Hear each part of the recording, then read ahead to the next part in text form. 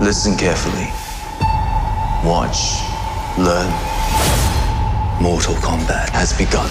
You get to play some of the most iconic characters in video game franchise history.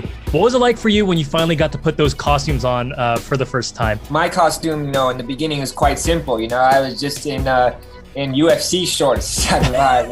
So it's nothing new. I've done that costume before. It was more like looking at these other characters and seeing Sub-Zero for the first time. Me and Makad saw, Sub-Zero for the first time together in an alleyway with smoke and everything. And it was like, okay, this is for real, for real. This is serious. My 14-year-old self had a little freak out, and I had to be professional. I call that a nerdgasm, by the way. I had a nerdgasm as well when I saw Joe Taslim dressed up in the Sub-Zero costume for the first time. I'm in an alleyway, I'm holding this 25-pound gun, and they're like, action. And I see Joe step into the smoke, and I'm just like, get over here! The first time I'm in that costume, that's probably the first time, I felt like I am Sub-Zero. Because, the process before that, you imagining how you're gonna look like, imagining what this costume is gonna be. So when I'm that costume, the first feeling I look myself in the mirror. Okay, it's meant to be. I am Sub-Zero. I was born to do this. I am Sub-Zero.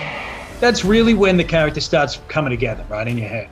When you put the costume on, that's the first step. It was pretty badass. It was really cool. It kind of came together in pieces, but then I remember the first time I tried it all on together properly was before my first day on set. So I put it on and I was in my trailer and I remember just geeking out, being like, whoa, I guess this is real. This is really happening. It felt like we're in the video game. It was so cool. Some of the design had to do with the story, and the one thing was, when I first put on the costume, I realized something was missing, was a red headband. It took a lot of digging into the story for me to find a proper place to put that in so that I don't get slaughtered by the fans when they see it and it finally comes out. I remember putting on that hat. It was so heavy, I didn't expect it. When I was preparing for the role, I cut out my own head from a piece of cardboard and I would practice all the movements and flips and everything with that. Once I got on set, they put on that real hat. I was like, oh my God, I can't move, Luckily, we worked around it. Flawless victory.